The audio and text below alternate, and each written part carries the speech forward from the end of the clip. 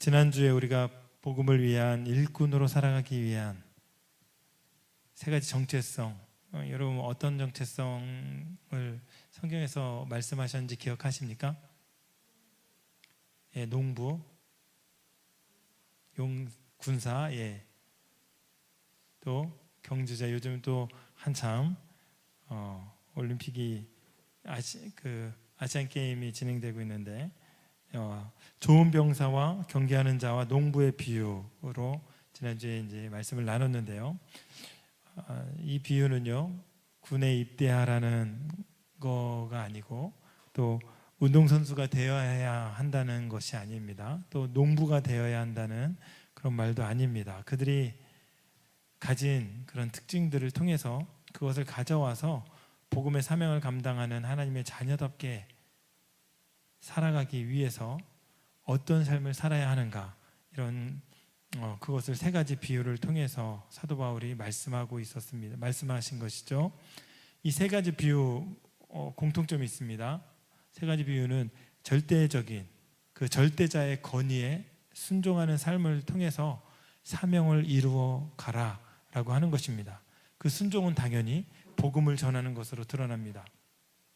그런데 오늘 복음 전하는 자가 자신의 정체성을 온전히 지키기 위해서 필요한 것이 또 있습니다. 오늘 보니까 그 말씀 속에 우리가 이제 함께 살펴볼 것인데요. 먼저 본문으로 들어가기 전에 제가 오래전에 그 애니메이션을 봤는데 그 애니메이션 영화 내용이 굉장히 기억에 남습니다. 여러분 뭐 노래는 많이 알 거예요. 기억해줘. 예, 알죠? 제목이 뭐죠? 네? 뭐? 예, 다 기억합니다. 예. 이 영화 내용은요, 전체적으로 기독교적이진 않아요. 기독교적이진 않는데 그 내용이 기억이 참 많이 남는 이유가 있습니다. 그 애니메이션에서 잊혀지지 않는 것은요, 사람이 두 번 죽어요. 예, 한 번은 물리적인 죽음입니다. 물리적으로 죽는데 그 죽음 이후에 이제 영혼이 또 있잖아요. 근데 그 영혼도 점점 죽어가는데 왜 죽냐면, 영혼이 언제 죽냐면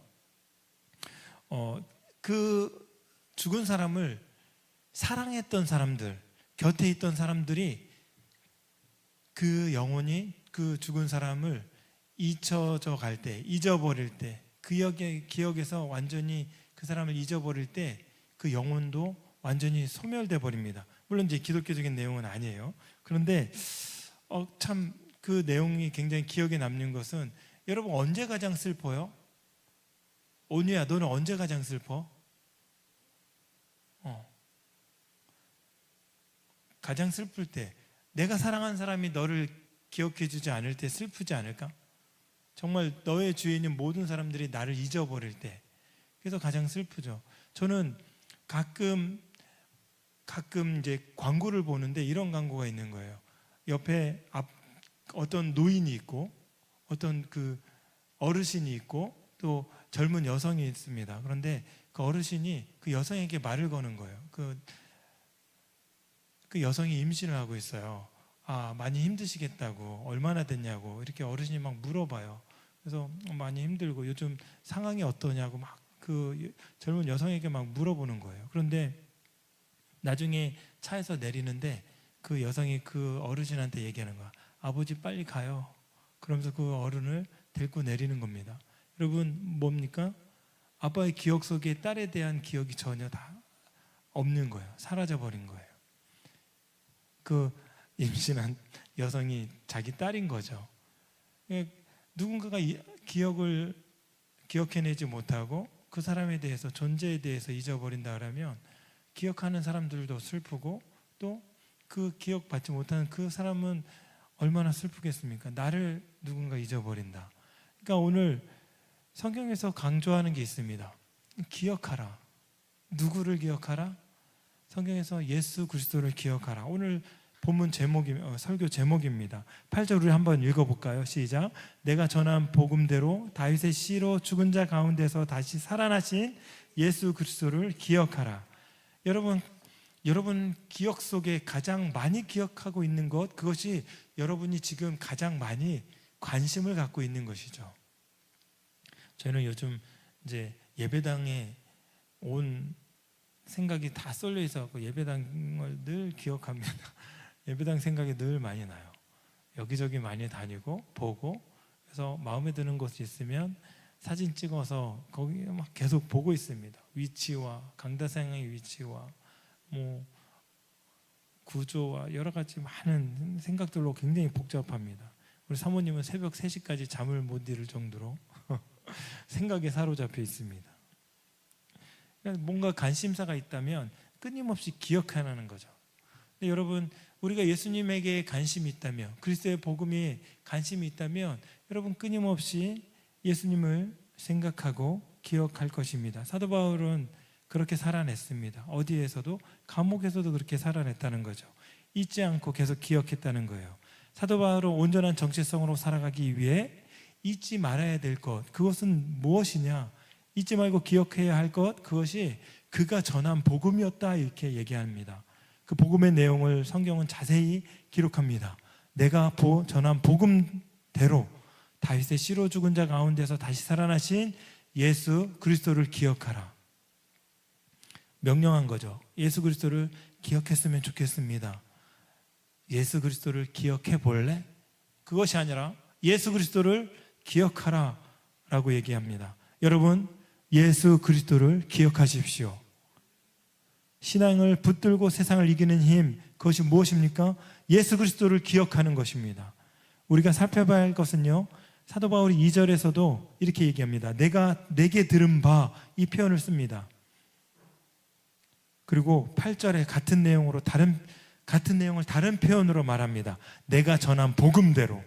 사도 바울이 전한 온전한 복음에 다른 복음을 섞지 말라는 것이죠. 디모데가 기억해야 할 것은 사도 바울로부터 들은 그 복음, 온전하고 순전한 그 복음을 기억하라는 것입니다. 사도 바울은요, 죄인 중에 죄수인 자신을 만나주시고 용서해 주신 그 십자가의 사랑을 온전히 경험했습니다. 그가 전한 복음은요, 내가 세상의 중심이 되어서 예수 그리스도의 복음마저도 내가 원하고 바라고 내가 원하는 그것을 이 땅의 소원을 들어주는 그런 요술 램프로 살아가는 그런 것을 들어주는 복음이 아니라 나를 변화시켜 주신 그 복음, 죄인 중에 괴수였을 때 만나주신 그 복음, 가장 하나님 모를 때 교만하게 살고 하나님 없이도 내가 잘 살 수 있다, 복음 없이도 내가 이 정도 살아낼 수 있다고 생각했던 그런 나를 만나주신 그 복음, 아니면 절제절명의 위기 속에서 죽음 앞에서 세상 것 모든 걸 다 포기하고 이제 죽어야지, 더 이상 이 문제는 내가 해결할 수 없어, 그런 정말 벼락의 끝에까지 가서 만나주신 그 복음, 나를 살리신 복음, 그 복음은 나에게 생명을 주었고 그 복음은 나에게 영원한 하나님 나라를 보게 하였고, 이 땅에서도 그 복음은 나에게 끊이지 않는 기쁨과 소망이 넘쳐나게 하신 그 복음, 그분의 희생으로 말미암아 내가 살아나는 놀라운 소생의 역사, 그거를 경험한 그 복음, 그 복음을 기억하라 라고 얘기하는 것입니다. 우리가 기억해야 될 그 복음이 내 생활의 진작과 어떤 내 생활의 꿈을 이루기 위한 그 복음이 아니라 내 영혼을 구원하신 하나님의 사랑, 온 인류를 향한 하나님의 사랑 때문에 예수 그리스도 그분을 십자가에 내어주고 죽음에서 부활한 그 사랑의 복음만이 우리가 기억해야 될 그 복음이라는 것입니다. 할렐루야. 다른 것은요 다 잊어도 괜찮아요. 부활하신 예수 그리스도 그분을 잊지 않기를, 그분을 기억하기를 소망합니다. 그런데 우리는 안타깝게도 하나님의 은혜를 기억하기 싫어합니다. 이스라엘 사람들, 이스라엘 민족의 모습이 우리의 모습이에요. 우리 사랑이 앞으로 한 칸 왔으면 좋겠습니다. 이스라엘이 그들의 모습이 우리의 모습인 것이죠. 출애굽할 때요, 이스라엘 민족을 보면요, 10가지 그 기적을 통해서 그 애굽 쪽에서는 어마어마한 재앙이죠. 그러나 이스라엘 민족 입장에서는 하나님의 놀라운 구원의 역사들이죠. 그런데 그 구원의 놀라운 역사들을 경험했습니다. 그리고 그 구원의 역사를 통해서 또 애굽에서 나올 수 있었습니다. 애굽에서 나왔더니 무엇이 있어요? 홍해가 또 있어요. 홍해는 누구도 건널 수 없는, 어떤 사람들은 홍해가 무릎밖에 없었대요. 무릎밖에. 그래서 갈대가 자라나는 무릎밖에 그 물이 차지 않는 아주 얕은 그런 곳이었기 때문에 이스라엘 민족이 다 건널 수 있었다, 이렇게 얘기하는 사람이 있었습니다. 근데 그러면 하나님 더 위대하신 거예요. 그렇죠? 그 무릎밖에 오지 않는 그 물로 수많은 그 애굽의 군사들과 바로와 모든 사람들을 다 매장시켰잖아요. 그렇죠? 예. 그러나 성경은요, 홍해는 그렇게 무릎밖에 오는 그런 그냥 얕은 그런 상황이 아니었다고 얘기합니다. 어마어마하게 깊은. 그래서 이스라엘 민족은 홍해로 가로막혀 있었고, 저 멀리서 또 달려오는 그 바로의 전차들과 군사들, 그 군사들로 인해서 죽을 수밖에 없는 그런 위기에 있었다는 것이죠. 그 위기 속에서 하나님께서는 모세를 통해서 밤이 새도록 동풍을 불어서 홍해를 가르십니다. 홍해에 어마어마한 그 물로 된 벽을 만들어 주시고 그 마른 땅으로 이스라엘 민족을 건너가게 하시는 거예요.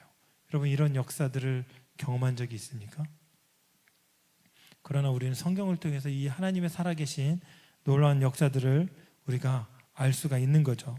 그런데요, 그들은 그 홍해를 건너서 광야로 접어들고 광야에서 수많은 고난을 겪긴 합니다. 그러나 그 고난을 겪을 때마다 그들이 했던 행위는 뭐냐? 불평이었어요. 중얼중얼 불평. 우리가 감사로 중얼거리지 않으면 반드시 우리 입술에서 나오는 게 불평이에요. 중얼중얼 거리는 거예요. 계속해서 중얼중얼. 그들은 기억해냈습니다. 불평하면서 기억해낸 거예요. 뭘 기억해냈습니까? 그들은 불평 속에서 하나님의 은혜와 도우심이 아닌 애굽에 있을 때 먹었던 고기와 떡을 기억해냈습니다.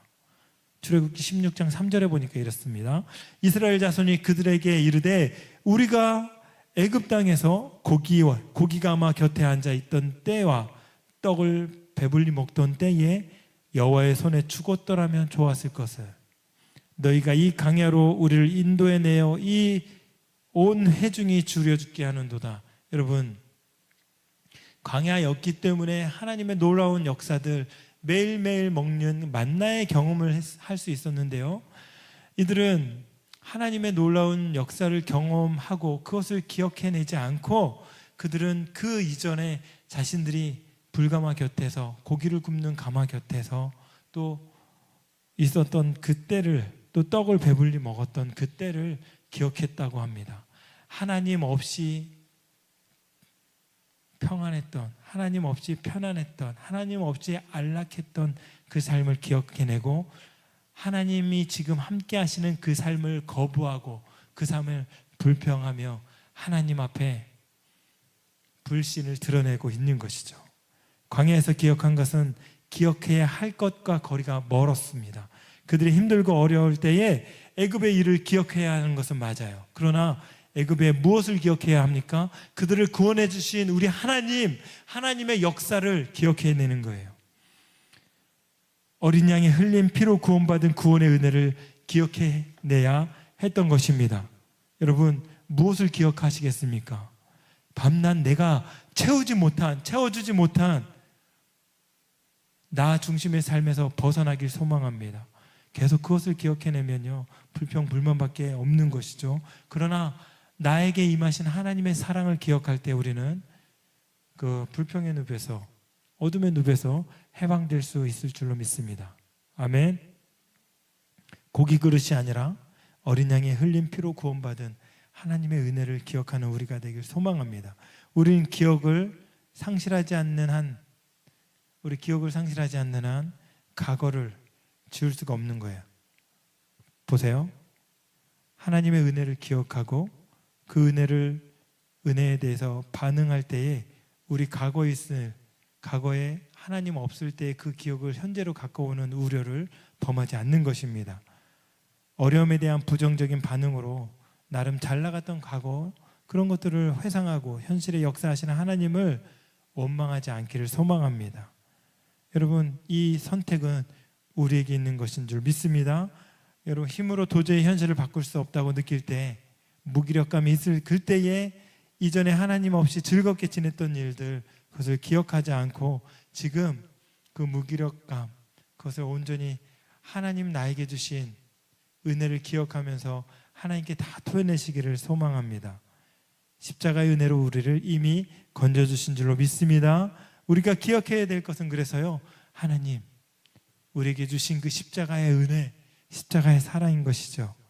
여러분, 세상에서 가장 슬픈 일, 그것이 맨 처음에 말씀드린 것처럼 잊혀지는 것입니다. 부모가 자녀에게 가장 서운해할 때가 언제예요? 부모의 은혜를 잊고 해준 게 하나도 없다고 투정하는 모습입니다. 그러면 하나님께서 언제 가장 슬퍼하실까요? 제가 생각할 때는 아마도 자기 백성의 은혜를 망각하고 살아갈 때인 것 같습니다.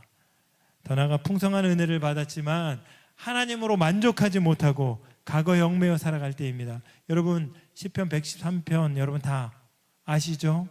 내 영혼아 여호와를 송축하라 선포합니다. 그런데 그의 모든 은택을 잊지 말지어다 라고 또 말합니다. 기억하라는 것이죠. 잊지 말라는 것입니다. 하나님께서 모든 피로도 주시고 질병도 고쳐주시고 모든 파멸에서 속량해 주시는 그 은총이 그 이유가 있는 거예요. 왜요? 그것을 경험하는 그 은혜들을 통해서 하나님께 집중하라는 거예요. 그것을 주신 하나님께 집중하라는 거예요. 여러분, 은혜를 주시는 하나님이십니다. 할렐루야.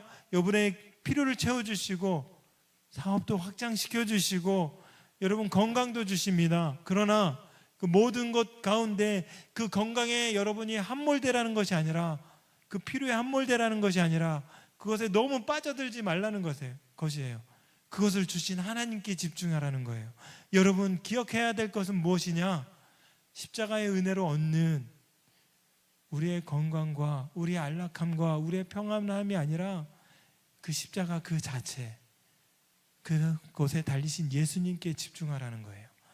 그리고 죽음에서 부활하신 그 은혜를 경험하라는 거예요. 본질을 기억하는 우리 귀한 말씀 심령교회 성도님들 되시기를 간절히 축복합니다. 하나님의 은혜를 기억하는 이유는요, 잊지 않기 위해 늘 되새기기 위해 기억하는 것입니다. 기억해서 기념해서 우리 후손들에게 내가 경험한 그 하나님, 우리가 경험한 하나님, 이 성경이 말씀하시는 이 진리의 말씀, 우리가 늘 진리라고 고백하는 이 말씀이 이 성경 속에, 이 책 속에 갇혀 있는 것이 아니라 이 책 속에서, 성경 속에서 튀어나와서 우리 삶의 실제가 되라는 것이죠. 그래서 기억하고 기념하라고 말씀하시는 것입니다. 우리의 자녀들 또한 그 은혜를 함께 경험하고 잊지 않고 붙들며 살아가라고 하시는 것입니다. 할렐루야. 그 은혜가 우리 가운데 있기를 소망합니다. 그러면 기억한다는 것, 기독교에서 기억한다는 것은 무엇입니까? 믿고 있다는 거예요. 무엇을 믿는 거예요? 우리가 지금까지 본 것, 복음을 믿는다는 것입니다. 사도 바울은 자신이 전한 복음, 그것을 기억하라고 권면하는 거예요. 끝까지 여러분 이 믿음을 간직하라는 거예요. 여러분 안에 그 믿음이 있습니까? 그것을 놓치지 않길 소망합니다. 끝까지 그 믿음을 간직하길, 붙들길 소망합니다. 사도 바울이 전한 복음, 그 복음 어떤 복음입니까? 예수님께서 십자가에서 죽으신 것, 그것만을 말하지 않습니다. 예수님께서 십자가의 죽음만으로 이 땅에 그것을 목표로 오신 것이 아니에요. 십자가 죽음 이후에 부활을 통해서 죽음을 이기시고 승리하신 것, 그것까지 복음이에요. 그리고 부활하신 예수님 다시 오신다고 우리에게 약속하신 것입니다. 하나님의 자녀들을요, 영원한 하나님 나라로 인도해 주실 줄로 믿습니다. 그래서 우리 삶이 십자가에서만 머물면 안 되는 거예요. 매일 십자가의 죽음만 신앙생활의 중심을 잡고 살아가는 성도들이 많습니다. 맨날 울어요. 십자가 매일매일 슬프고 아프고 탄식만 합니다. 십자가의 죽음만 생각합니다. 기쁨이 없습니다. 늘 슬퍼요. 그런데 복음은요, 십자가에 머물러 있는 삶만 원하지 않습니다. 우리에게 눈물도 많이 흘리고 고난에 동참하는 삶 맞아요. 그러나 거기에만 머물러 있는 삶이 아니라 십자가의 죽음에서 부활까지 가야 되는 거예요. 부활의 소망을, 신앙을 소유한 사람들, 그 사람들이 예수 그리스도를 기억하는 사람들입니다. 그래서 사도 바울이 이렇게 고백합니다. 빌립보서 3장 10절 11절 보니까 내가 그리스도와 그 부활의 권능과 그 고난에 참여함을 알고자 하여 그의 죽으심을 본받아 어떻게 해서든지 죽은 자 가운데서 어떻게 해요? 부활에 이르게 하노니. 십자가의 부활의 권능을 기억하는 우리 귀한 성도님들 되시길 바랍니다. 기억은요, 단순히 과거의 경험을 기억해내는 것, 그것을 의미하지 않습니다. 내 존재가 살아온 가치, 그 가치를 일깨워주는 것, 그것이 기억의 목적입니다. 그래서 지나온 삶을 돌아볼 때에 하나님의 은혜를 생각하지 않을 수 없는 거예요. 돌아보면 모든 것이 하나님의 은혜였다라고 고백할 수밖에 없는 것입니다. 자기 중심적인 사람은 이런 고백을 절대로 할 수가 없는 거예요. 그래서 사도 바울은 디모데에게 말한 것입니다. 내가 전한 복음대로. 사도 바울은 자신이 전한 복음, 즉 우리에게 오신 예수 그리스도의 십자가와 부활, 그것을 기억하라고 하는 것이죠. 여러분, 다 잊어버려도 사도 바울이 디모데에게 권면한 그 십자가와 부활, 그리고 그 십자가와 부활이 내 생각과 삶을 지배할 수 있도록 그 은혜를 늘 잊지 않는 우리가 되길 소망합니다.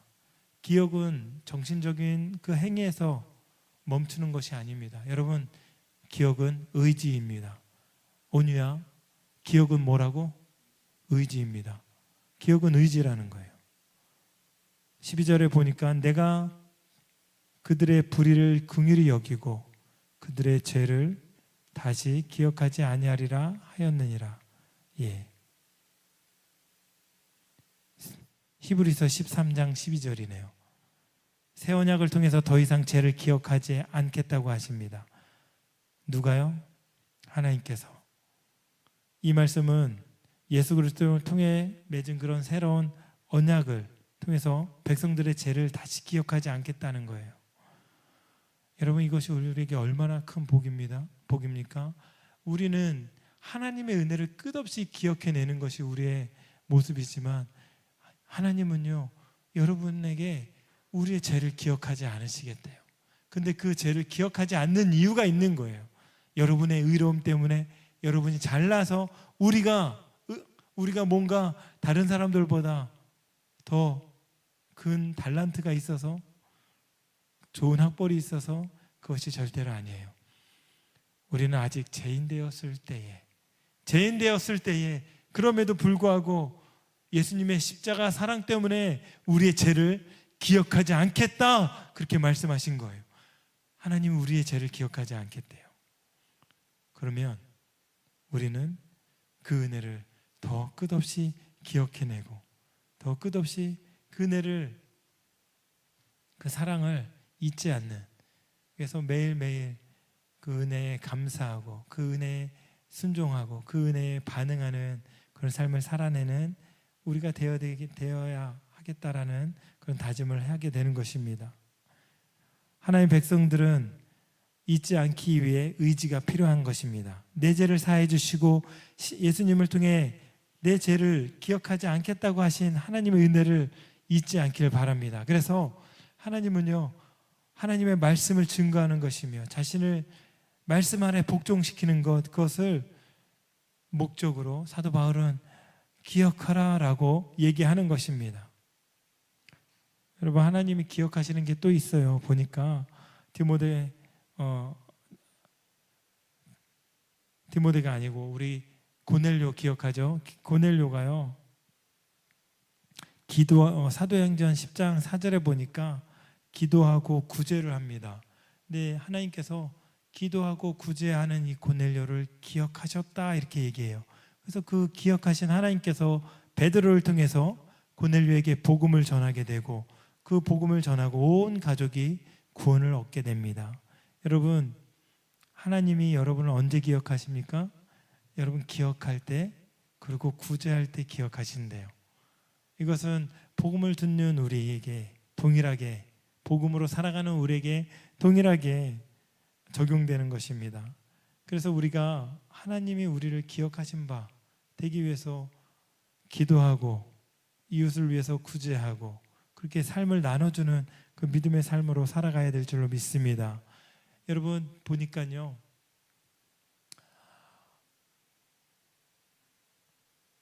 하나님 참 힘드시겠다. 당신의 백성들은 늘 자신을 잊어버리는데도 끊임없이 우리를 기억해내시기 위해서 우리에게 늘 이런 장치를 주시는 거예요. 하나님은 잊어버리시는 분이 아니시잖아요. 하나님은 항상 기억하시는 분이시잖아요. 그럼에도 불구하고 잊어버릴 건 잊어버리신대요. 여러분의 죄를 잊어버리신대요. 그 다음에 어떻게 우리에게 또 기억할 건 또 기억하신대요. 우리가 기도하고 우리의 선행을 기억하신대요. 하나님은 선택적으로 자신이 기억할 건 기억하고 또 잊어버릴 건 잊어버리시는 그런 하나님이십니다. 왜 그래요? 우리를 사랑하시기 때문에. 우리를 사랑하시기 때문에 끊임없이 당신의 의지로 우리의 단점은 버리시고 우리에게 선한 모습만 그렇게 기억하시는 그런 분이십니다. 그래서 사도 바울도 계속해서 말씀하고 있는 거예요. 기억하라, 기억하라. 그렇다면 디모데가 기억해야 할 사도 바울이 전한 복음, 이 복음에 대해서 우리가 조금만 더 살펴보기로 하겠습니다. 9절 함께 읽겠습니다. 복음으로 말미암아 내가 죄인과 같이 매이는 데까지 그 고난을 받았으나 하나님의 말씀은 매이지 아니하리라. 이 말씀이 너무나 와닿는데요. 사도 바울이 전한 복음의 특징이 무엇입니까? 그 복음을 전하는 사람은 갇혀 있어도 복음은 매이지 않는다는 것이죠. 사도 바울은 복음을 전하다가 옥에 갇히고 고난을 받았어요. 제가 늘 얘기하죠. 그러나 하나님의 말씀은 옥에 갇힌 한 사람으로 인해서 인류가 복음의 자유를 누리게 하셨습니다. 하나님의 말씀은 매이지 않습니다. 할렐루야. 매일 수가 없는 거예요. 우리가 예전에 중국에 아우리치를 갔었는데요. 2002년도에 갔죠. DTS 훈련을 받고 중국에서 이제 2개월 정도, 2-3개월 정도 아우리치 훈련하는 시간을 가졌는데 그때 제 기억에 남는 기억들이 참 많습니다. 그러니까 중국은 우리가 복음을 전할 수가 없어요. 너 예수님 믿어. 그러면 공항에 이제 그 공안에 끌려가죠. 신고당해서. 그러면 어떻게 전도하냐? 이제 오래된 전도법인데 막 이렇게 예수 믿는 친구가 표정이 너무 좋고 막 너무 즐거워요. 너 왜 그래? 나 교회 가서 예배 드렸어. 그래? 그런데 너도 예수 믿을래? 이러면 걸리는 거예요. 그러면 그냥 이렇게 그냥 있다가 또 물어봐요. 상대방이 뭐가 그렇게 기뻐? 나 예수 믿어서 기뻐. 그래? 그럼 나도 한번 예수 믿고 싶은데 나도 믿어도 돼? 네가 알아서 해. 너도 믿어? 이러면 걸리는 거예요. 그러면 나도 교회 가봐도 돼? 알아서 해라고. 그러면 이제 자기가 자진해서 오는 건 그거는 뭐 전도한 것이 아니기 때문에 크게 문제가 없는데 이렇게 전도하는 그 자체가 불법인 거죠. 그래서 우리가 그 아우리치를 갔는데 어느 지역에 대학을 다니면서 전도를 했습니다. 전단지를 나눠주는데 막 뒤통수에 공안이 따라오는 느낌이 막 들었어요. 두렵더라고요. 그럼에도 불구하고 대학생들에게 전단지를 나눠줬어요. 그래서 어느 한 장소로 와라. 그 장소로 오라 그랬는데 그 장소에 수백 명의 이 대학생들이 모여 있는 거예요. 온 거죠. 근데 그들에게 복음을 전합니다. 예수 그리스도를 전해요. 거기 현지에 있는 선교사님들이 복음을 전하고 또 우리 선교팀들이 준비한 드라마나 스킷 같은 것들을 통해서 그리스도의 복음을 전하는 거예요. 근데 그날 그 복음을 듣고 정말 수많은 사람들, 그 청년들이요 결신하고 예수 그리스도를 믿는 거예요. 근데 제 옆에 있는 그 자매가 있었는데 이 자매가 갈등하는 겁니다. 믿을까 말까. 이제 초청을 하는데 나갈까 말까. 그래서 제가 얘기했어. 나가시라고. 가서 정말 예수님 영접하시라고. 그러니까 갈등하다가 나가서 정말 기쁜 모습으로 예수님을 영접하는 모습, 그 모습을 봤습니다. 여러분 보세요. 법으로 묶여 있고, 많은 사람들이 법으로 묶여 있고, 그래서 복음을 전할 수 없는 그 상황이었습니다. 그럼에도 불구하고 하나님의 사람들, 목숨 걸고 복음을 전하는 그 현지 선교사님들, 그런 분들을 통해서 예수 그리스도가 전해지고, 그런 분들을 통해서 묶여있는 그곳에 그리스도의 복음이 선포되어서 그 대학생들, 수많은 대학생들이 앞으로 나와서 복음을 듣는 놀라운 역사가 이루어지고, 그 복음을 통해서 예수 그리스도를 마음에 영접하는 그분들 지금 다 하나님의 자녀로 지금 또 다른 복음을 전하는 하나님의 자녀로 지금 살아가고 있을 줄로 믿습니다. 법으로 묶여 있어도요, 예수 그리스도의 복음은 흘러가는 거예요. 여러분 삶에 사방의 의겨싸임을 당하여도 여러분은 영혼을 구원함에 이르게 하는 믿음을 소유한 하나님의 자녀들인 줄로 믿습니다. 우리가 몇 평 안 되는 그곳에서 늘 똑같은 일을 해도 그곳에서요, 복음이 흘러갈 수 있다니까요. 학생의 신분이라고요, 그 신분이 복음을 막을 수 없는 것입니다. 우리가 어떤 삶을 살아도 복음은 매이지 않는 줄로 믿습니다. 사도 바울은 특별히 어떤 방법을 썼을까요? 서신 통해서 복음을 전했어요. 오는 사람들을 통해서 복음을 전했어요.